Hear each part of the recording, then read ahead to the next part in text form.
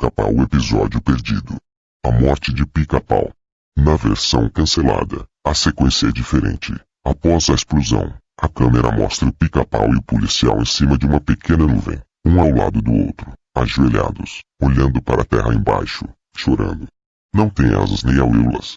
São desenhados em cores de leve transparência, que indicam serem dois espíritos. O cenário é todo em cores acinzentadas, como se estivesse prestes a cair um temporal.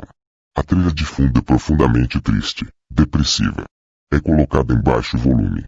A intenção é dar total ênfase ao choro deles. A câmera corta para um close do rosto do policial. As mãos estão na cabeça, arrancando em desespero pedaços de pele. Seu choro é realmente sofrido, de uma veracidade perturbadora. Cortam a imagem para a terra, onde se vê o corpo do policial em pedaços, como um brinquedo desmontado.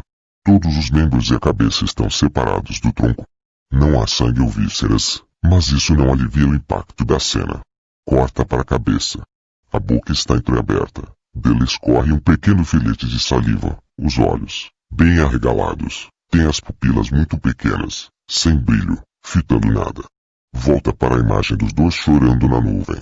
Ela dura exatos 6 segundos, e cortam para um close do rosto do espírito do Pica-Pau. Seu choro não apenas é perturbador, como parece ser um desesperado ataque de alguém que está perdendo a sanidade mental. Nada mais apropriado para um biruta. Outro ponto que chama a atenção é que a voz do choro parece ter sido feita por outra pessoa, que não o dublador original do personagem. Especula-se fortemente que seria a voz do próprio Walter Lantz. Essa hipótese, embora forte e coerente, nunca foi confirmada. O episódio da morte do Pica-Pau teve que ser, então, reformulado às pressas. 95% dele pôde ser aproveitado, tendo sido modificado apenas o final.